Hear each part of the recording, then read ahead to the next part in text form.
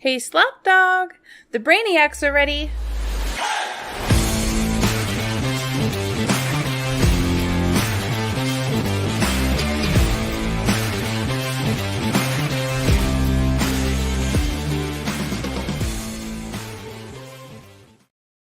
We are back, baby, and we have a full crew here today. I'm looking forward to this. I am looking forward to this. I am your host, Slapdog, and welcome into Leather Brains. I am joined here today by some people you probably have never even heard of. It's been so damn long. We have both Yeti and Alan in the building. Gentlemen, I'm surprised you're alive. I got to be honest. It has been such a long time. So congratulations on still living. And it's great to have you both here today. Like a young Michael Jackson or Jordan once said, "I'm back." Michael Jackson. Yeah, Michael Jackson. He's not Michael back. Jackson. If he says that now, that would be amazing. Yeah, That'd be incredible. He comes back. Breaking news: Michael Jackson's back. Yeah, I think we've all just been really busy with summer stuff. I've been drinking way too much lately, so it's just kind of how the summer goes. You getting a dad bod, you think? God, maybe. Not that that's like a bad thing. I mean, I'm beyond the dad bod. Like, I'm old man bod, but yeah, it is what it is. I'm getting there. Sorry, guys. My cat wanted to join too. It's okay. It's fine. Well, gentlemen, let's just, is there anything we want to talk about before we get to the news? Is there anything we need to touch on, or are we just ready to get down to business? I'm ready to talk ball, man. Let's do it. Okay, let's get down to business. Let's get down to business. First piece of news, gentlemen. Football's coming. NFL football is coming. All 32 teams, their training camps have begun, and it is getting closer and closer. We are 1 week away from the Hall of Fame game. 43 days until Dan Campbell comes in and shits all over the Chiefs for the very first game of the 2023 NFL season. Very exciting. It's been too long. No, I don't think I'm going to bet any money on it. I think I'm just going to root for the Chiefs or the Lions, from the side. I'm not going to be rooting for the Chiefs. If D-Hop went there, like I said, I would be. But I'm not, and I am a Dan Campbell supporter, so we are a pro-Lions podcast, I think. Is that what we decided? We are, and okay. I have to honor that even in week one, so okay, that's fine. But you can still root for the Chiefs. I think you're a Chiefs fan, so I think in this case, you obviously can root for the Chiefs. Yeti and I think we have to root for the Lions. Oh, for sure. I think everybody outside of the Midwest is going to be cheering for the Lions. I think. Well, outside of Missouri, I guess Detroit might be in the Midwest. I don't fucking know. Yeah, I don't know. I don't know how many Detroit's fans are still. This year they're really excited for the Lions. I'm sure. Regardless, we are going to be sports ball fans in 7 weeks. So it sounds like a good poll question. Is Detroit the Midwest? Yes, I would say yes. I don't know. That's Canada, isn't it? I don't know. Okay, let's move on. The Giants and running back Saquon Barkley have agreed to a 1-year deal worth up to $11 million. I don't really like this. To me, I was surprised. Like, I guess it was. You look at it from the Giants' perspective, and Saquon Barkley is their whole team. Right. So they want to try and do something to appease him. And I think that's kind of why they did what they did is they both mutually agreed like, hey, look, we're going to pay you enough so you shut the hell up and you come to practice and you play football for us. But you want to go look around next year, go ahead and shop around because the market for running backs right now, as we know, is not very great. Right. So that was my look at it. However, the Giants could also use a franchise tag on him next year as well. So did you guys have anything like did this deal say anything to you guys when you initially saw it? I think just how nothing changed from what his tag was. It was like virtually the exact same thing, except he just had more guaranteed money, like $2 million.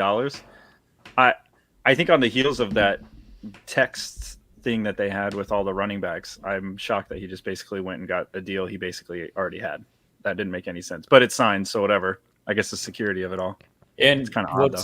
What surprises me is that he reportedly had a deal of it was a 3-year deal worth like $45 million. I don't know how much of that was guaranteed, but that was during the season. He turned it down. So I'm curious why he decided, okay, a 1-year deal makes sense when I can be franchise tagged again next season when I'm going to be 27 years old, another year older. And then the Giants are going to kind of force my hand again because I'm 27 years old. And what if I don't stay healthy this year? He puts himself in the same exact situation a year in a year. So I don't know. It's a very precarious situation, especially after talking with all the running backs. He kind of just shit on them and said, well, I'm going to go get my bag real quick, and then you guys can figure out your contract issues. Yeah, that to me was that whole running back debacle was very, very interesting. And I don't know, I'd love to be a fly on the wall for that Zoom call that they had, but what do you do? Like, what do the running backs do to try and increase their value? Because I'm going to say this, and it's laughable to say this, but running backs are almost a dime a dozen these days. Like, that is where this is trending for the NFL. We've talked about it before. The running back position is kind of, I don't want to say they're phasing out because it's still important, but we're seeing multiple running backs come in different sets and situations for NFL teams. So it's not just a one down back anymore. We're trending away from that. So why pay these guys top dollar value when you can go get two guys that you can both play simultaneously or back and forth, and they don't get injured and they're both usable, and then there's constantly new young fresh legs coming into the NFL. So why pay these guys top dollar? And speaking about this, John Taylor, running back for the Colts, he is one of the best running backs in the league right now, is on the physically unable to perform list due to contract negotiations rather than his actual physical ailment, which was his ankle. So another running back that we kind of see is playing the game, and he's a little upset with his contract negotiations. And then of course we have your boy there over Yeti, Raiders running back Josh Jacobs. He will not report for the start of training camp. He was spotted leaving Las Vegas on a flight Monday morning, and he's told people close to him that he doesn't plan to return anytime soon. So is this just the game that running backs play now, where they're just like, fuck my team, if they're not going to pay me, I'm not going to show up? Like, is that, you guys are both nodding your head yes? Sounds like you guys are kind of in agreement that that's the situation that we're trending towards. I think overall it's an interesting place where we were, I think, even 5-6 years ago from what we thought about running backs to now. Like, even look at us from a production standpoint in fantasy, right? Like, I think we are a high level view of how football works, right? We know where the value is, we know where the people are. And even if you look at fantasy drafts now, I think even 10 years ago, you didn't see wide receivers looked at going number one, number two. Do you take 3 wide receivers right away? And I think the game has changed. You can't lay out wide receivers. They last longer. They're super athletic. You have guys like Jamar Chase that kind of look like running backs that are out there playing wide receivers. So it's the game of football, I think, is evolving. And unfortunately for a lot of these really talented guys, they're in the mix of a war of where do we spend our money. And I think this is just going to continue to play out over time, especially with rookie deals. Mm-hmm. Somebody like Isaiah Pacheco, by the time he comes up and goes through his whole process, is going to be like 27, 28 years old. And now you have the narrative of aging running back. So it's across the league. It's going to keep doing this over time. And I think it's running backs, athletes, college, from on the way down, got to figure out, how do I want to play the game to fall in line if I truthfully want to maximize my contracts as I get older. And Alan, you bring up a good point with the rookie contracts, especially for rookie running backs. I think that contract is doing them a disservice, because by the time the rookie contract is up, they are 26, 27 years old. Like at Jonathan Taylor, he still has 2 years on his deal. He's gonna be 26 years old. He's going to be in that same exact situation that Saquon Barkley is in right now, because Jonathan Taylor, he's a good, young, promising running back. But like I said, his age is going to be up there when his contract is due. Bijan just signed a 4-year deal. He's going to be 26 when his deal is up. So it's almost like these rookie deals need to be shortened for running backs to benefit them in the long run. Let me give you 2 to 3 years of solid production. I'm going to be 24, 25 years old, and I can still get a 4 to 5 year, like not max contract, but a little more money than that I deserve.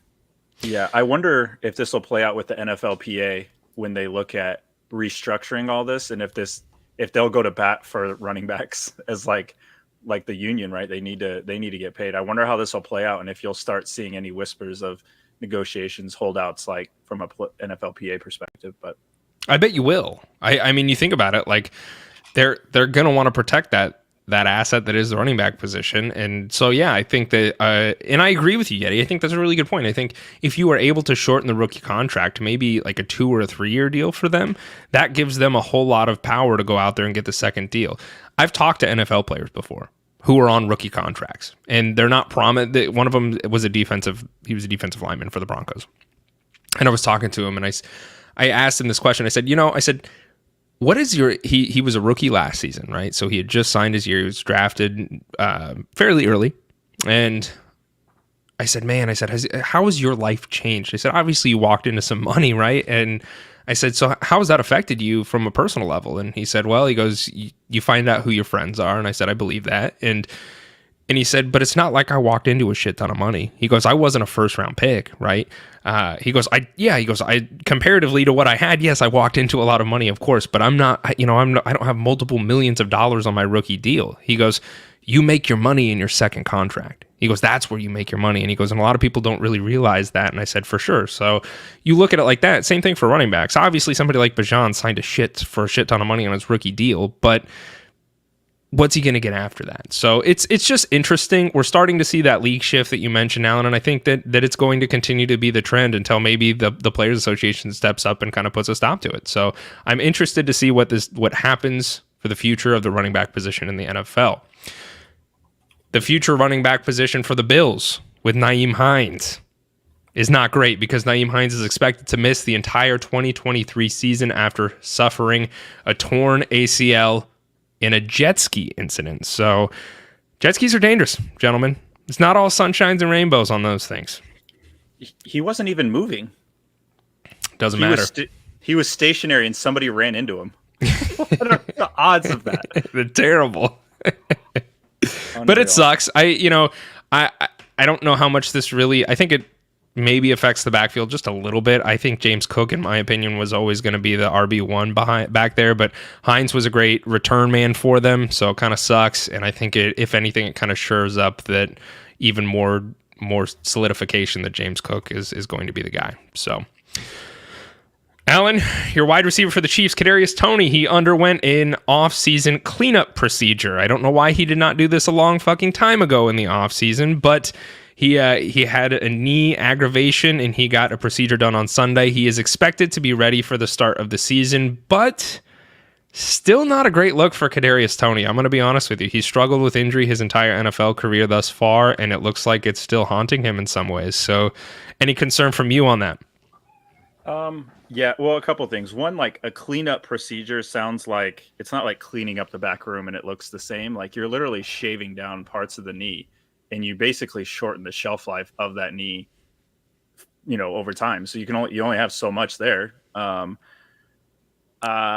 little concerning. I thought maybe he was going to turn a corner with injury. It sounds like this is who he is, which I think the Chiefs kind of knew. I think a little bit of a foreshadowing to what we're going to talk about a little bit later in the show as to why I picked somebody, but yeah. Okay. Not great. I don't think I don't think he's going to play a full season. I think he's going to be out a lot of next season.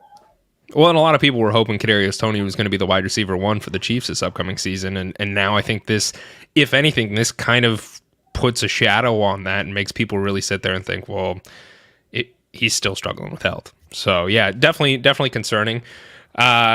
Chargers have signed their guy. That guy is Justin Herbert. He has agreed to a 5-year, $262 million extension. So Herbert will be one of your rivals for the next 5 years, Alan. So yeah, good for him. Yeti. Good for the Chargers and Yeti. I always, man? I don't know. Like I was gone for a couple weeks and you're like, yep, fuck you. Yeah, sorry, we were just talking about the Chiefs, the Raiders. Yeah, I don't know I if there's a lot to talk about. Yeah, I get it. But anyway, with this contract, I'm kind of surprised that it happened this year because he's not in a contract year this year. He has another year after he has another 2 seasons to play. I guess this deal probably got done because they want to beat Joe Burrow to the punch. I assume. Yeah. But it's kind of crazy that you had tweeted out, or we had retweeted somebody on Twitter, that Patrick Mahomes, who is arguably the best quarterback in the NFL right now, is the 8th highest paid quarterback. So I looked up the 7 in front of him. It's Deshaun Watson, Kyler Murray, Russell Wilson, Aaron Rodgers, Jalen Hurts, Lamar Jackson, and now Justin Herbert is the highest paid quarterback. Wow. It is worth noting Aaron Rodgers, there's news that broke today that Aaron Rodgers is looking at taking a pay cut of roughly $36 million, I think it was $36 million pay restructuring that the Jets took on when he was traded from Green Bay to the Jets. So I find that to be kind of funny, to be honest with you. I think that's the ultimate fuck you from Aaron Rodgers to the Packers organization, because he wasn't willing to do it with them, but he's willing to do it with the Jets. So maybe Aaron Rodgers does not stay where he's currently at. But yeah, I mean, good for Justin Herbert. The Chargers very obviously would have been complete fools not to do it. So he got his bag. So good for him. While we're talking about quarterbacks, Brock Purdy has been cleared. He had an elbow injury that took him out of that playoff game, and he has been cleared for training camp. So he's expected to be on a pitch count. He throws for 2 days, followed by 1 day of rest. Head coach Kyle Shanahan said that they hope to have Purdy throw without restriction in about 2 weeks, which is incredibly surprising. I think that if I have flipped my coin, I have done a 180 on this. If Purdy is ready to go, I think there's serious competition for him to take over and be the quarterback starting week 1. So I don't know if you both agree with me on that or not, but I was in the camp that his surgery was going to take a lot longer for him to get on the field and leave some opening room for Trey Lance. I think if he's ready, there is a really good chance that he ends up being the quarterback for the 49ers this season. Yeah, I know you slaps at the end of last season where the Purdy train was rolling. You know, we were all feeling ourselves. And there's something to be said about how a team responds to a quarterback. And I think you saw how that team was responding to him towards the end of the season. And you can poke and prod at who he was playing, but still it's the NFL. They're professional football players. So I would agree with you. I think this kind of lends itself to, I don't know if the 49ers are helping this along quicker too, to get him into the mix, because they don't like what they see, maybe from the consistency standpoint. But that we know that roster's loaded. They just need somebody to not fuck it up, get the ball into the hands of the guys that need it, and get the fuck out of the way. And I think they feel like Purdy is that guy. I'm with you. I think you could see him start week 1. And I agree with you guys that Purdy should be the day 1 starter. I'm just a little surprised that the 49ers aren't going to give him a few weeks to help recover, because they still have Trey Lance, who they spent a lot of draft capital on a few years ago. And they kind of know what they have in it with him, but I think they still need to test him out for a few weeks. And they could use those few weeks to get Purdy healthy even more. So it's kind of shocking to me that Lance isn't even a consideration at this point. I agree that Purdy is probably better at this point, but still, from a draft capital standpoint, it's like, what do we do with Lance now? I think it's a chicken and egg type scenario, because as an NFL team, you need reps. You know, you need that continuity. And so you can't just it's not Madden. You can't just plug somebody in, take somebody out, and your offense to feel the same. I think this is a strike while the iron's hot. I think they feel Purdy gives them the best option to do that, and you need to get those reps now. So it's kind of like, for us, doesn't quite make sense. Let's see what you got. I think for them, I think they know. I think this might be a tell, and they know. I think, and we'll see as the practice reports come out to see who's running more of the ones, but I think they might know. Yeah, and I tend to agree with you. I think we're going to have to really watch closely and see what practice reports are showing and who's getting those first team reps. But I think there's every bit of chance that Brock Purdy wins it over Trey Lance. And then it begs the question that we've talked about ad nauseum at this point. What happens with Trey Lance? Because they spent a lot to get him. Will a team pay for him? Where would he go? I don't know if he goes anywhere, because we saw what happened when the quarterback room was completely depleted for the 49ers, so they're probably going to hold on to him, but it certainly kind of sucks for them that Mr. Irrelevant suddenly became their star quarterback, while the guy riding the bench cost them 3 first-round picks. Question for you, Slaps. Do you think there's a world in which they re-sign both of them and Trey's like, I'm fine just backing up, like, that's cool with me if we feel like I'm good enough to be a part of this team and help us in some way? Do you think they keep them both? I don't know, because it's all going to come down to money. That's what it's going to come down to. And are the 49ers, not the 49ers, but are both of these players almost willing to take less money? You know, like if you're Brock Purdy and you're the starting quarterback, you're going to want to get paid like a starting quarterback, right? Mm-hmm. So is he willing to take less money because Trey Lance also is going to want to get the bag? And so can you afford to pay both these guys, not as a quarterback one, but are they both willing to take a pay cut of sorts so they both can stay on the team? And I can guarantee you, if Brock Purdy's the starter, Trey Lance is going to go shop himself around. There are other teams out there that are going to be looking for a quarterback.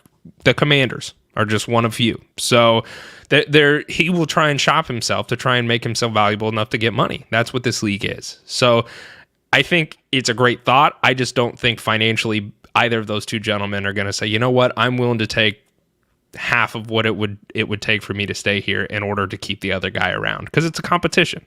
You want to be quarterback one. So last piece of news here.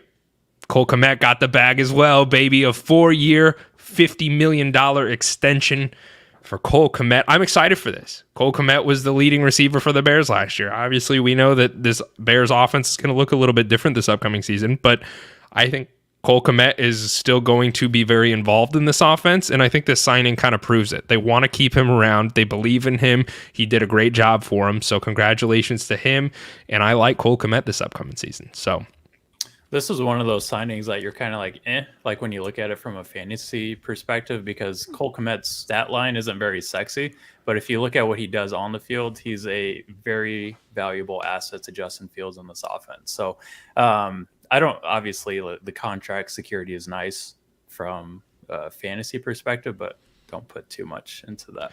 No, I'm not saying go get Cole Kmet as your tight end 3 off the board, but I'm just saying, like, if you own him in Dynasty, like, you know he's going to be tied to this offense for a while, and he certainly had usability last year, so I'm not saying it boosts him as far as fantasy potential ADP, but I like Cole Kmet. I liked him last year, and I think his ADP where he's at is pretty accurate. So, gentlemen, we have some fun things to talk about today. Last week, I know you guys were off and not here, so Scotty and I talked about some draft busts. This week, we brought some draft day targets. So these are people that you are targeting to get in your upcoming redraft leagues. So we have a list. We've each brought 3 to the table, and I'm very excited to discuss this. So let's bust. Lord have mercy, I'm about to bust. Yeti, why don't you take it away, brother, with your first draft day target? All right, so we kind of talked about this guy a little bit in the news just a little bit ago. My cat agrees. I'm going to talk about Justin Herbert. Justin Herbert is the first my guy that I want to talk about here. So Justin Herbert, last year, he finished as a quarterback 11, which was kind of disappointing for where he was drafted last season, and given what we expected this offense to be. But I think it's very evident at this point that this team just couldn't stay healthy last season, including Justin Herbert. I think people tend to forget that Herbert, he damaged his rib cartilage pretty early in the season, which we saw. So did Scotty. Play. Yeah, Scotty and him, they're kind of pseudo rib twins here.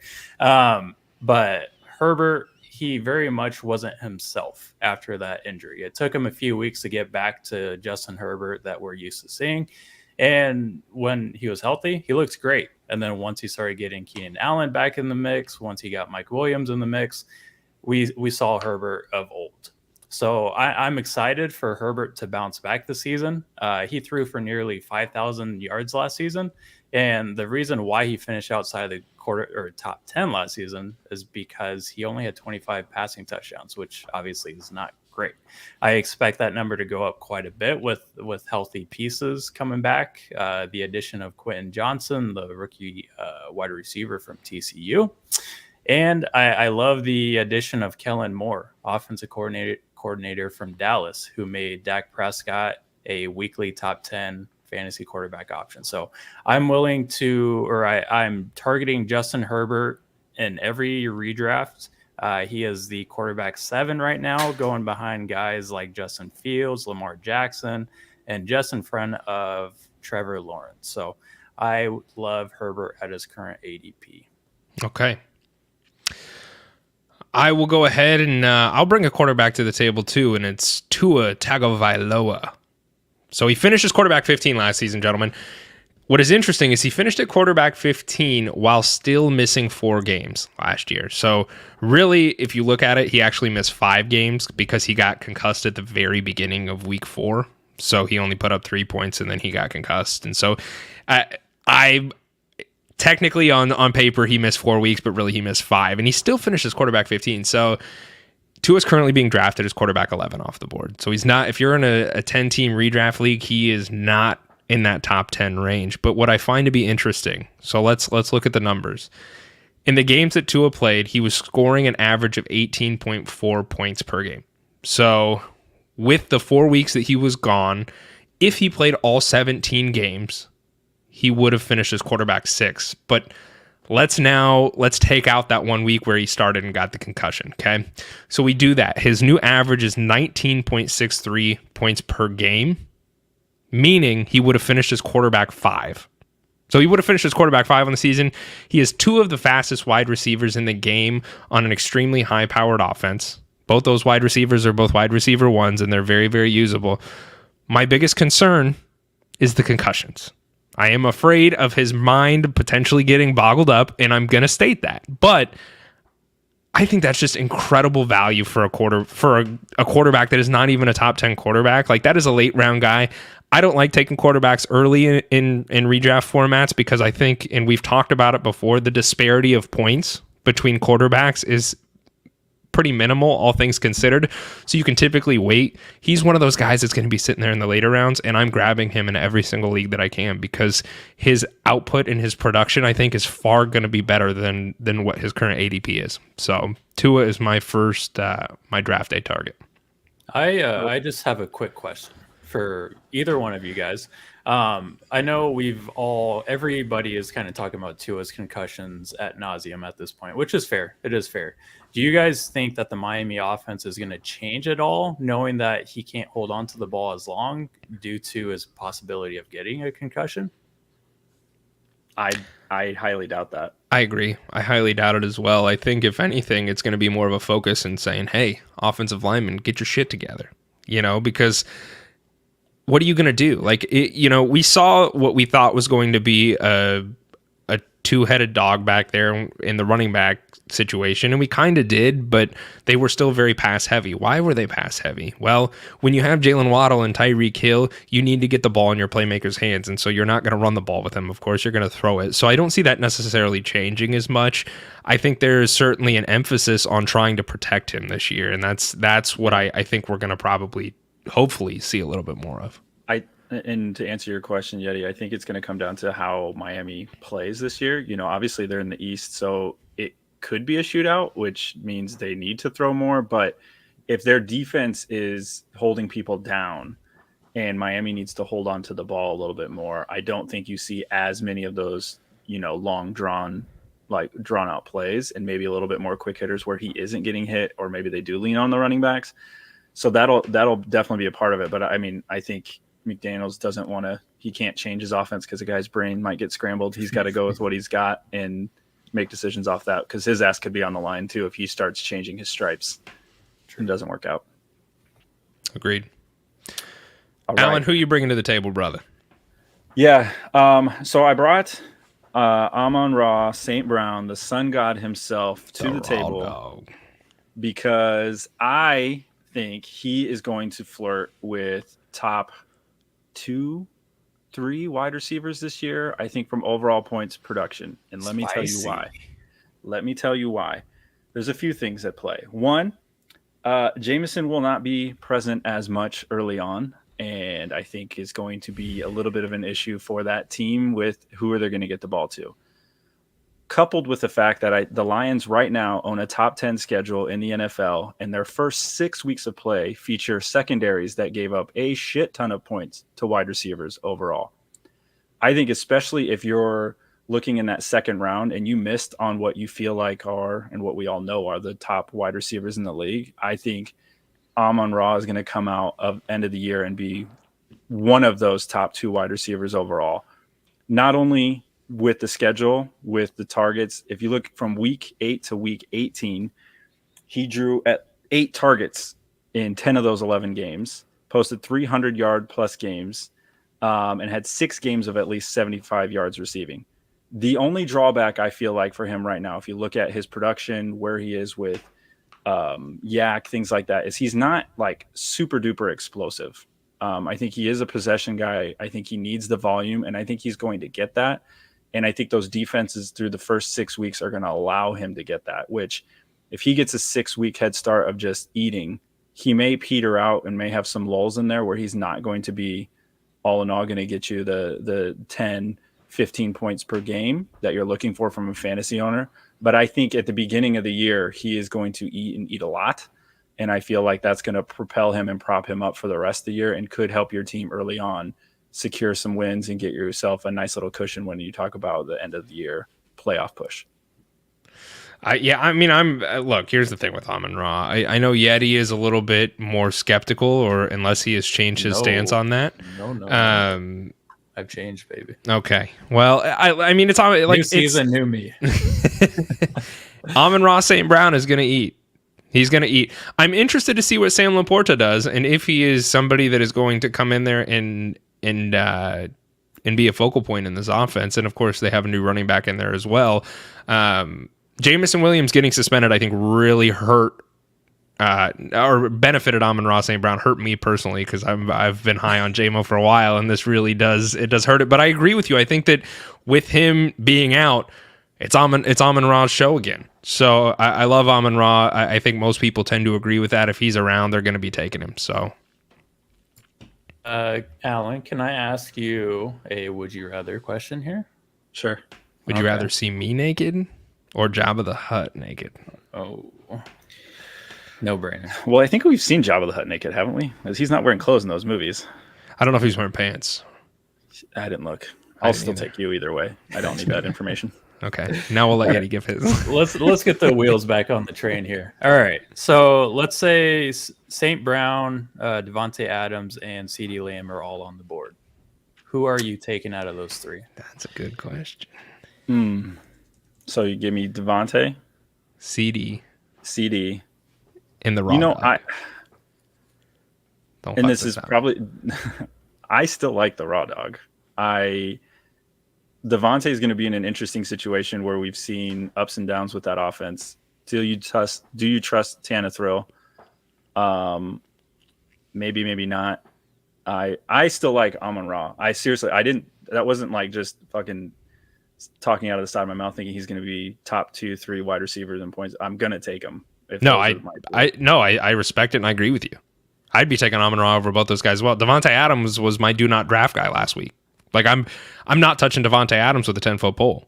I don't care how good he is as a wide receiver. He's playing with Jimmy Garoppolo, and Jimmy G has never supported a top 10 wide receiver aside from Deebo Samuel when Deebo Samuel was playing running back. So, yeah, I agree with you. And CeeDee Lamb, we've talked about that offense, and I tend to agree. I think without Kellen Moore there, that offense is going to look a little bit different, and there's concerns there. So, between those three, I would be taking Amon-Ra. I don't know. I'm curious as to what you think, Eddie. I think St. Brown is probably the safest of the three, and I tend to agree with Alan that I think St. Brown has potential to finish inside the top 5 pretty easily. I'd say, yeah, he's a safe top 5 pick this year for wide receivers. CeeDee Lamb, I have a little concern about just with that offense regressing. Devontae Adams, I'm not as low on as a lot of people are. And if Devontae Adams does slip to me in the 3rd round, I'm still going to draft him. Or if he falls to me in the late 2nd, I'm still going to draft him. I think I'm not being a Raider homer here, but I think his talent just outweighs his situation. And I think this Raider team is going to have to throw the ball, especially if Josh Jacobs is gone. They're going to be playing from behind quite a bit. The volume is going to be there for one of the best wide receivers the NFL has seen in the past 5 years. Okay. Or over the past 5 years. So, I mean, long story short, I like St. Brown. I'll take him over the other two. Okay. And who'd you bring as your second draft day target today? So, with this one, I kind of reached in the barrel, guys. I wanted to get down and dirty with this one. Get all filthy like. Antonio Gibson. Gibby? This might be a big surprise Gibby? to some people. I know. Gibson was one of my favorite guys to pick on last season. Before the season, I said, you need to fade him. He was going, I think he was going in the first 5 rounds last season. And I was telling people, don't. Stay away, because they had drafted Brian Robinson. Well, things have changed this year, fellas. Brian Robinson, he was the pseudo starter last season for Washington, and he didn't look that great. He got shot in the leg. He got shot in the leg, yes, but he wasn't efficient with his carries towards the end of the season when he should have been healthy. So Brian Robinson, lack of efficiency. J.D. McKissick, he was another guy who I was worried about stealing carries or targets from Gibson last season. He's gone. All right, so that leaves Brian Robinson and Antonio Gibson. With J.D. McKissick no longer being on this team, I think Gibson is in line to kind of take over even more of that J.D. McKissick role, or dare I say the Jerick McKinnon role that we have seen in Kansas City. Oh, and by the way, Washington, they just so happened to get Eric Bieniemy, who was the offensive coordinator in Kansas City. I know there's a lot of debate, or we all know Andy Reid calls the shots in Kansas City, but Eric Bieniemy is probably going to take a lot of what Andy Reid did and spin it in his own ways in Washington. If he does that, I don't see why Antonio Gibson, who is being drafted in the 10th round as running back 33, can't finish inside of the top 20 for running back. You think he's going to be a top 20 running back? I think he will be a top 20 running back in PPR leagues. You look at his stats from last season, played in 15 games, and he was the running back 27. And I think he's going to see even more of a workload this season with Eric Bieniemy at offensive coordinator. So you trust Ron Rivera? Yeti, I thought you were better than this. I thought we had talked about this. Ron Rivera is the epitome of an asshole when it comes to fantasy football, because especially when it comes to backfields. You think Bieniemy's going to come in and change his opinion? Yeah, I really do think so. I'm nervous. I mean, here's the thing. Here's my counter and why I don't disagree with you. It's the 10th round. Yeah, it's the 10th round. So that's why I'm fine. You're gonna give me shit. You're drunk in the 10th round. Yeah, no, you're hammered. Like, you're like, fuck, I remember it. I know this name. Fuck it, I'll take him. So that's why I'm not gonna. Now, if this was like a 6th or 7th round, I'd be like, really? But because this is in the 10th round, you're taking a flyer anyway. So I don't mind this pick as much as some people. Yeah, with some people are going to be like, why the hell would you take him? Brian Robinson's there. But it's the 10th round. So I don't hate that. I actually kind of, I think that it's a usable RB2. A potentially usable RB2. That's a deep cut, because those are the same people that are like, they get past the first 3 rounds and they're like, okay, I don't know who anybody is anymore. Yeah, like just like you're playing with like your cousins, and they're like, we watch football once every 3 weeks. I don't know these people for sure. I brought a running back as well. His name's James Conner.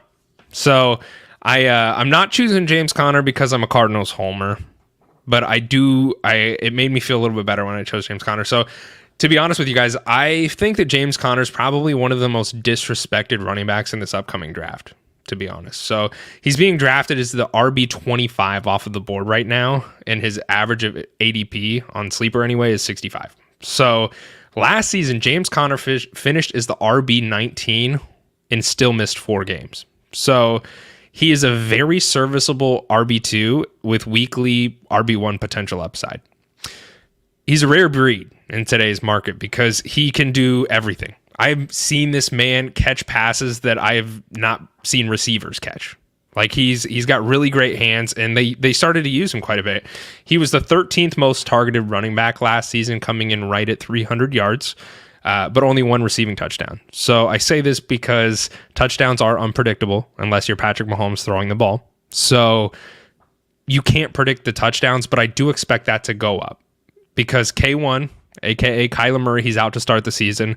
The Cardinals have done almost nothing to change their offense at all, aside from getting an upgrade on an offensive lineman and sending D-Hop on his merry way. So historically, the Cardinals do not use a running back rotation.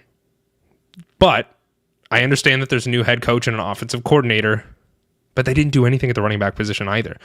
His only threat to the position right now is Keontae Ingram, who's he was drafted as a 6th round running back last season. So you look at it, this is James Conner's backfield to lose. And I do expect James Conner to be the bell cow back on this offense that is probably going to be lackluster. Someone's going to have to move the ball down the field. If James Conner can stay healthy, I think that is such a great value grab for me. And I'm taking James Conner in every single draft that I can if he's around. Like it. Not fighting you on that one. Not fighting me? Yeti, you fighting me? And I just want to kind of add onto what you said about James Conner, because he's somebody that I'm targeting as well in those later rounds, or I guess he's going around the 7th round or whatever. But I know there's a lot of concern without Kyler Murray. He's probably going to miss the first few weeks to 5-6 weeks of the season, I guess. I don't know. But even without Kyler Murray last season, James Conner was a very, very serviceable running back. In fact, without Kyler Murray on the field last season, Conner averaged 19.6 PPR points per game, and he had 20 touches per game as well. So I know this is a new offensive coordinator. The offense might be a little bit different, but they're going to have to rely on James Conner early in the season without Kyler Murray. So if you have concerns there, I understand them, but don't be worried, because James Conner is going to get fed. He is the bell cow back. Yeah, and that's the other thing too. And I'm going to say this is a blanket statement. There are so many like decent running backs that you can get in the later rounds. Like when I'm drafting this year, I'm definitely going to be looking for wide receivers very early. Like prototypically the last couple of years for me anyway, my draft strategy has always been typically in that first round, you're looking to grab a running back, right? Because you want to get one of those guys who's going to be able to feed you, and you're going to be able to set him there and get week to week production out of him. But as we start to see the financial shift that we talked about earlier with running backs, we're seeing it in fantasy a little bit too, where these running backs are not getting nearly as productive as some of these wide receivers are. So I think there's some 100%. Valuable running backs you can get a little bit later. 100%. I started playing fantasy football in an era where it was almost the Bible to go running back in drafting, regardless. Didn't matter. Running back. You had to. They were getting fed. They were carrying it, almost, 20 plus times a game. Eating. And so 100% it shifted, because I can't do that anymore. No, and I think people who are, but I think there are going to be people who still play on that strategy, and I think it's going to start to it's going to bite them in the ass. I think you're going to see that. And I'm not saying, hey, look, I'm not saying don't draft somebody like John Taylor if they figured out, or Christian McCaffrey. Like Christian McCaffrey's still going to have his value, but you're not going to see 8 out of the 10 first round picks be running backs anymore. Especially late in round, middle late of first going into the second. You don't want to grab a running back, then a running back, because you're just missing out on so much. So it's definitely changed. Sure. Who'd you bring as your next guy? For me, so this is a true late round stash, and that is Mr. Sky Moore of the Kansas City Chiefs. Is this a homer pick? Homer. No, not really. I mean, there's value here, because if you look at the team and where it's happened and what's happened to them from last year to this year, you can point to Sky and say his only touchdown came in the Super Bowl. Shout out Super Bowl. And you're right. Yo, big shout out to the Super Bowl, baby. That was his first touchdown, was on a wide open in the flat pass play against the Eagles. I remember it. I think when you fast forward to this year, you look at maybe some things that he did last year, and he was 6th last year in Yak. And I think that's interesting, and how they used him last year to where they're going to use him this year, because I think it's going to fundamentally change. Now, in a juxtaposition to what I said about Amon-Ra, the Chiefs do have a pretty tough schedule when you look at secondaries, defenses that they're going to be going up against, which that naturally comes with teams that were good the previous year. You get the scheduling kind of shaft the next year because you're playing all the top teams. But coming into this year, you don't have Juju, you don't have Mecole, Kadarius just went down, and you look at that team overall, and certainly you have Travis Kelce, who is for all intents and purposes the wide receiver 1, and you have MVS, who's probably going to be right there getting a lot of those touches. But for somebody like Sky Moore, I think this is an interesting stash late in rounds, especially if you got burned on him last year, if you got on the wide receiver hype train for him, like he's new and shiny. I think this year, if you're sitting in those later rounds, you're looking to kind of round out your bench, not just kind of picking willy-nilly or going on auto draft. I think you really want to look at Sky Moore as being a potential option because of what Andy Reid likes to do in drawing up plays. Speaking of Andy Reid, the offense that he runs is complex. It has a lot of checks. It has a lot of, alterations all the time. It's a giant playbook, and it takes guys a while, especially if you're a rookie, to figure out what the hell is going on in that offense, what Mahomes is going to check to, what do they want to run, how do they look at defenses. And so him having a whole year in that system under his belt as well, I think is going to benefit him, that team, and ultimately fantasy teams down the line. I think this is a severe late round stash. I am not saying go sell the farm and go grab him any earlier than one of the last 2 or 3 rounds. But I think if he's sitting there late, I think you can pick him and say this could definitely benefit me later on if he ends up producing where they just don't have the hands to catch the ball on that team. Let me ask you this question. We talked about it last year, and I think it's going to continue to be a conversation coming into this year. So look, Sky Moore he's going 135th overall, so he's like a mid 13th round guy, right? And that's fine. Are you concerned that you draft him? Let's say we're in a league together and you draft him. What is he? He's a flex position player? Because do you not think that with Patrick Mahomes being Patrick Mahomes, is this offense still going to be just as unpredictable as it was last year, where you couldn't trust a single Chiefs player if your name wasn't Travis Kelce to put him in a starting lineup? Like, does that not have concern for you? I think it does a little bit, but I think that's why you're drafting him late, and then he is a flex. I think if Kadarius is out for any extended period of time, listen, Kelsey's getting older. I'm not saying he's exempt from also being like. He's going to have to throw to somebody.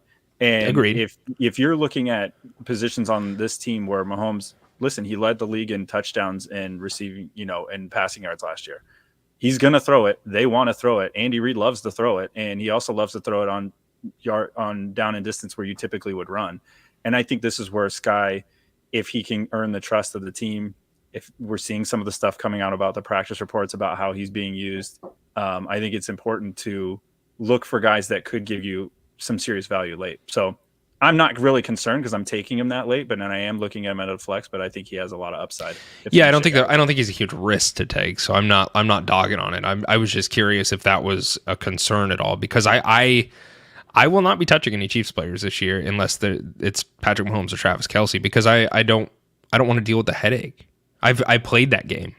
I played that game with MVS last year, and it sucked because you couldn't, on a weekly basis, you just couldn't trust it. So that was my only concern with Moore. But I agree. I do think this is a very difficult playbook to learn, and it takes rookies time. So I think there's certainly potential. Yeti, did you have anything else on Sky Moore? No, I honestly like it for a late round pick. Obviously, you're not expecting to start him right away, and I think Sky Moore did burn a lot of people last season, so people are going to be like, I don't really want to touch him. But if you're looking to just stash somebody that could potentially pop off, because the second he pops off, people are going to be like, oh shit, I should have rostered him. Why isn't he not on my team? There's trade bait. There's a potential bye week guy. Sure. So I like it.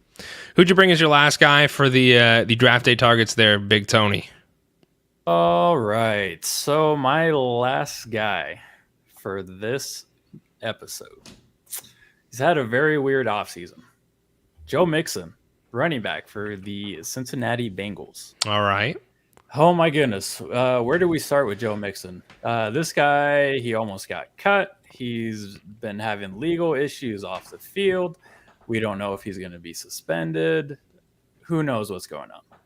But Joe Mixon is currently the 17th running back off the board right now, which I think is way too low for a guy that finished top 10 last season and has potential upside to finish top 5, maybe. Now, top 5 might be a reach here, but if I can get Joe Mixon as my RB1, he's going to RB 17 on Sleeper right now. I'm sorry to interrupt you. That's freaking wild. RB 17. Wow. But I understand there is some concern here with the legal issues because he can be suspended by the NFL for misconduct. So he could miss 4 games, which I don't think it would necessarily hurt him that much, because while Joe Mixon isn't old, he is 27 years old, and I think missing 4 weeks wouldn't just hurt. Like a break. It's just a break, and it's going to be early in the season. Where we need Joe Mixon to produce is in the later part of the season, obviously. But I'll get more into the stats here now. So last season, Joe Mixon, he had 270 touches in 15 games. He missed 2 games due to a lingering concussion. Didn't have any ankle injuries or knee injuries that have plagued him in the past, knock on wood. But he also had a career high 75 targets and 60 receptions last year with the Bengals, which is a very promising stat. Typically, Samarje Pirine was kind of their third down back in Cincinnati. Pirine is no longer with the Bengals. He is with Denver. I'm not saying Joe Mixon is just going to pseudo get all of Pirine's targets, but Pirine empties up 38 targets from last season. So even if Mixon sees half more, or 15 more points targets, if he catches them. yeah, that's 90 targets for a running back that's going RB17 right now. He's going in the fourth round. I'm taking him. Yeah, like that's value. His efficiency took a dip last year, but the volume is going to be there for him to finish in the top 10, and he's on a very explosive offense that gets to the red zone often. So I am slamming Joe Mixon. That's a little disrespectful. I'm going to be honest with you. He fell quite a bit. So I agree with you, man. I like this a lot, actually. And Kenneth Walker's going before Mixon. Gibbs is going before Mixon. I'd rather have Etienne and Harris are going before Mixon, excuse me. Like, I think Mixon's a much safer grab than a lot of those guys. So that's crazy. I did not realize that's a good eye there, Yeti, because that is a little disrespectful.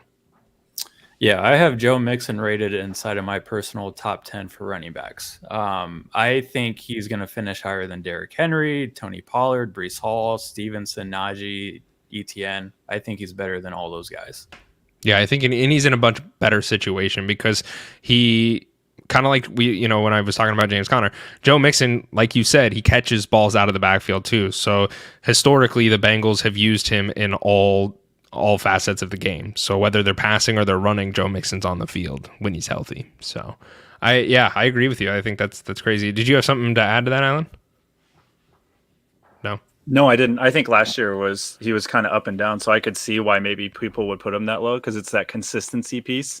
But I think you're right. Removing Pirine from the equation, certainly, if he is up and down, he's going to be up and down with a lot more target share. So I'm definitely with you. That's a good one. All right, the last guy that I brought to the draft day targets is none other than Jerry Jeudy, baby. So Jerry Jeudy, he's being drafted as wide receiver 25 right now in PPR formats, right? And I think, to be honest with you, I think Judy's a potential steal. And here we go. So he finished last season as wide receiver 22, and I think there's a pretty good case for him to finish above that. So let's look at the numbers. I get it. I understand. It's the Broncos, right? The Broncos were fucking terrible last year. Russell Wilson, he cooked all the food and he burnt all of it. It was terrible, but I think there's optimism here, and we've kind of talked about it. Sean Payton is here now. Sean Payton is a much better head coach than Nathaniel Hackett was, and I think we're going to see a much different Broncos offense. Last year, Jeudy on average finished with 13.6 points per game, and he missed 2 games. So if he stayed at the same pace and he actually played all those games, he actually would have finished as wide receiver 14, which is really crazy to think about because getting any production out of any of the Broncos players last year for fantasy football was a dream, but he was closer to top 10 if he would have played in those 2 games than a lot of people I think realize. So the Broncos, they didn't do a whole lot offensively to change things. They did add Marvin Mims in there, the rookie wide receiver, but I don't think it's a shock to anybody that Jerry Jeudy is the wide receiver 1 on this offense, and that's the way it's going to be this upcoming season. The Broncos, there was some concerns last season that Cortland Sutton was going to be the wide receiver 1, and it wasn't Jerry Jeudy, and it was a battle back and forth. But at the end of the day, we saw that it was Jerry Jeudy. And then the Broncos have even come out and stated that they were looking to sell Cortland Sutton this offseason and move him somewhere else. So that tells me Jerry Judy's in a very secure place. He's the wide receiver 1 for this team, and people like Drake London and Scary Terry are both going before Jeudy, and I'm going to be grabbing Jeudy before either of those players. So I might even reach for him a little bit depending upon who's still on the board. But I really think he could be much more valuable than wide receiver 25. So he's my last draft day target. I like that one. Thank you. I think, and I know I've said it on a previous episode, I think Russ rebounds. There's no way that's who he is overall. There's no way. I think for him and his legacy overall too. I think if he backs it up with another one of these, you're really going to look at what he did in Seattle, kind of like, Was it Pete Carroll or was it Russell the Legion? Wilson? Was it the Legion of Boom? Also Pete Carroll? Did it prop him up? There's a lot there. So I think for the sake of his legacy, he almost has to have a big year. That's why I'm almost banking on he's not going to mess this up. And he's got Sean Payton. He's got some stuff working for him. Yeah, that's the other thing for me is Sean Payton could have gone to a multitude of teams, one of them being the Cardinals. Like he was shopping around and he got to pick and choose pretty much, not entirely, but pretty close. He could have went anywhere. He could have been like, yeah, I'm not going to coach. So for him to come out of coaching and say, I'm going to go coach the Broncos and be here, that tells me that he has some plans and ideas for this team, and there really is nowhere to go but up for this team if you watched him last year. So I really like Jerry Jeudy, and he's somebody that I'm pretty optimistic that is going to finish much better than wide receiver 25 where he's currently being drafted at. I think one of the attractive things about the Broncos this season is that they have so many weapons, but I also think that is it hurts Judy's value a little bit. And I know the play doesn't lie for Jerry Jeudy. If you look at him and Sutton on the field, Jeudy is the de facto wide receiver 1, but the target share is my biggest concern. They played 10 games together last season, and Jeudy barely out-targeted Sutton by 4 targets. You add a healthy Tim Patrick into the mix. Greg Dulcich, he's going to be a weapon to use. They added Pirine. Javonte Williams, if he gets healthy, are they going to use him out of the backfield? I almost think there's too many weapons for my liking. And I agree that Denver's offense is going to be better. I just don't know who. It's going to be like a weekly roulette, I feel like, with this offense. Sure, but let me ask you this. Like, would you be looking to draft Drake London or Jerry Jeudy? Because I would take London. I wouldn't because I'm concerned with that offense. I'm concerned with Bijan Robinson. I'm concerned with the Falcons running the ball. I'm concerned with the quarterback play is very concerning to me. So while I like Drake London as a prospect, I think Jerry Jeudy is a much safer option for me. It's funny you mentioned that because they almost have like the same issues. In a lot of ways, yes. Both those teams, like in different stages of quarterbacks' careers, kind of have the same. You're kind of nervous about, okay, who's getting what? Who are they going to do? What's the consistency going to be like? That's an interesting comparison between the two. What would you take, London or Jeudy? I was going to take London. You're going to take London? Okay. I'm on the London train as well. Then I'll let you draft him right before me, and then I'll just get Jerry in value. Deal. Okay. I think to kind of wrap that up is I think Jeudy is going to be. I think he's going to have one of those seasons where it's like not doing anything. You're watching the game, not doing anything. Big touchdown, and then touchdown. Okay, cool. Yeah, I got what I needed out of it. You know what I mean? But that's what you're counting on, is him being a usable wide receiver too. So it's not like you're expecting him to go out there and beat Jamar Chase. You're expecting him to hopefully get you double-digit points and stay in wide receiver 2 contention. And I think that it's certainly doable on a weekly basis. Or even if you use Jerry as a flex. Like, I mean, you look at where he's going right now. Like, Jerry Jeudy is 5th round, I think. So that's like, you're talking, he's 56 overall. So you're talking like middle to 5th round. That's flex contention. And I would love Jerry Jeudy sitting in a flex. Mm-hmm. So I'm not complaining about it. So you have one more though, do you not, Alan? I do. I have one more. And you're going to follow me on a journey. But my last one is Evan Ingram, tight end out of Jacksonville. Now, a couple things come into play. One, he just signed a new contract. So he's now getting paid as well, a 3-year, $42 million deal. You look at how he finished last year. Now, he's coming off career highs, which you're kind of like, okay, is it going to come back down to earth? Is he going to improve on that? But if you look and dive into what Evan did last year, it started off rocky. He was dropping passes. He was kind of doing the same old shit he was doing in New York. And now you look at him with Doug Peterson in Jacksonville, and he started to pick it up at the end of last year. I know because I had him on my team last year, and I kept starting him, and it started to pay off towards the end of a playoff push where he was getting receptions. He was getting touchdowns. I think he finished... What? I'm sorry. I pulled up his stats. He had 10 targets one game and only finished with 8 points. Yeah. And that was early in the season, but I was just like, what the hell's going on here? That's what I was saying. What the hell was going on here? He finished with 73 receptions for 766 yards, and it was on the heels of the start of how that season went. And if you look at Doug Peterson off of the Andy Reid coaching tree, they do like to use them some tight ends. And I think they were figuring that out towards the end of last year. And he was also critical in that comeback win over the Chargers where he had 7 receptions, 93 yards, and a touchdown. This team is going to want to be using their tight end. And you add Calvin, a healthy, ready to go, no longer gambling Calvin Ridley to the mix. I think you're going to see it open up even more how Doug Peterson's going to want to play. Remember, it is that Andy Reid coaching tree. They do love them some tight ends, and they like to feature them often. I think he is going to creep up. Now, he's going after all the top guys, but he's in the range of like a Darren Waller who has some question marks, a Pat Freiermuth who has some question marks. And I think if you're looking at a tight end, you missed out on all those top guys. I think Evan Ingram, if you extrapolate what they were figuring out as a team to end the season, all the highs they had at the end of that season, and then coming into next season, I think you're going to see a little bit more juice for Evan Ingram next year. And I would anticipate I think all those numbers are going to go up. I think he's going to set career highs again this year, and that's going to kind of be what he's going to be with this team and in this offense. I don't hate Evan Ingram. I don't.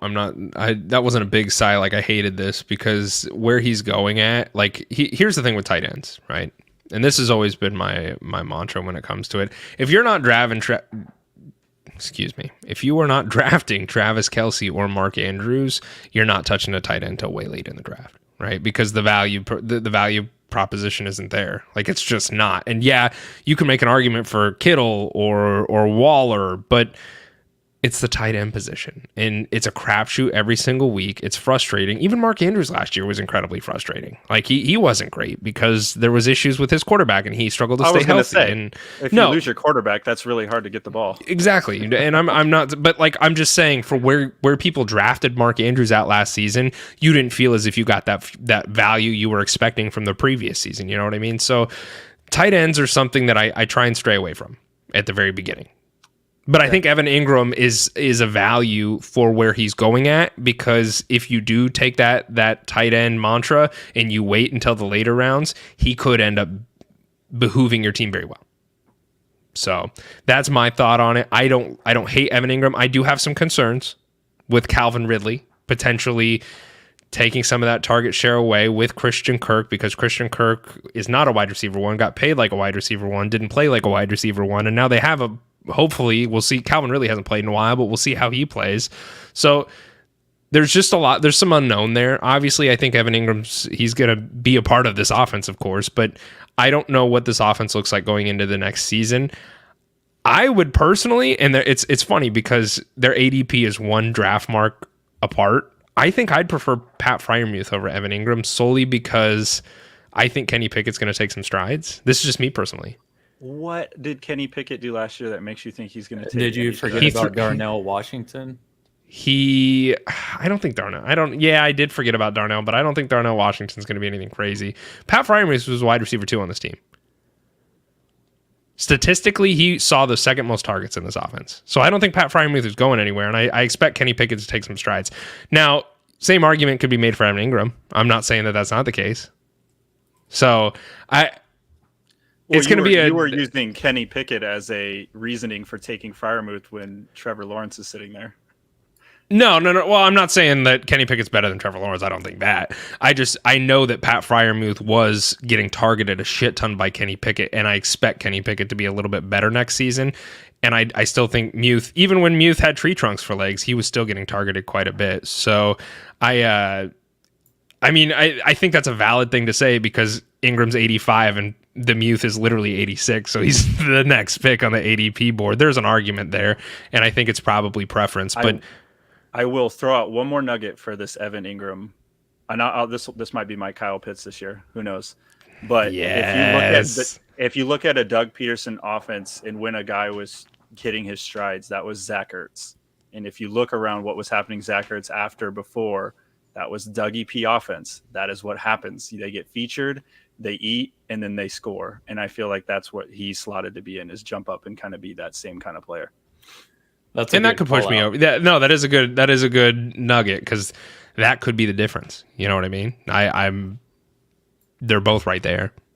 And with Evan Ingram, I think it's important to note that he had an average depth of target of 6 yards. So it's not like he's getting all these deep shots. He's basically Trevor Lawrence's safety blanket.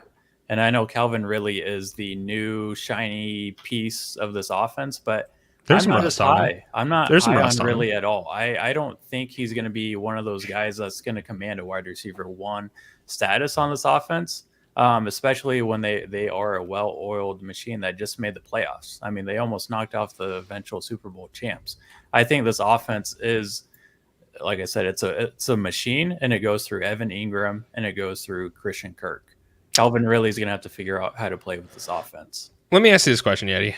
Would you rather draft Calvin Ridley, Amari Cooper, or Scary Terry? Put those in an order without looking at statistics and the ADP. You said Calvin Ridley, Amari Cooper, or who? And Scary Terry. Oh, I got a sweet spot for Scary Terry, man. I know, you love him. You love him. If I have to pick between the three, though, I think I'm banking on Deshaun Watson's comeback, and I'm going to go Amari Cooper. Okay, as number 1, who would be your number 2? Scary Terry. Okay, and number 3, Calvin Ridley. And I ask you this because Calvin Ridley's going before both of those people in ADP formats. And I am also banking on the Watson. Cooper's my number 1. I think I'd rather take the risk on Ridley as number 2. You know me. You know that I am not as high on Scary Terry. Scary Terry's been a very serviceable wide receiver too. It'd probably be Scary Terry just because I know what I'm getting. And Ridley has a potentially higher ceiling, but he also has a much lower floor for me. So Scary's the safer pick, I think. But okay. Well, gentlemen, is there anything else we'd like to discuss before we get the hell out of here? Okay. No. Let's go. All right. I appreciate you guys being here today. It's been a long time. I hope we can all three jump on the mic and do this more often because we've all been very busy with our own personal lives. But it's good to talk to you boys and talk shop. So hopefully we'll have time to keep doing this. So Yes, sir. all right, boys, we R. Out.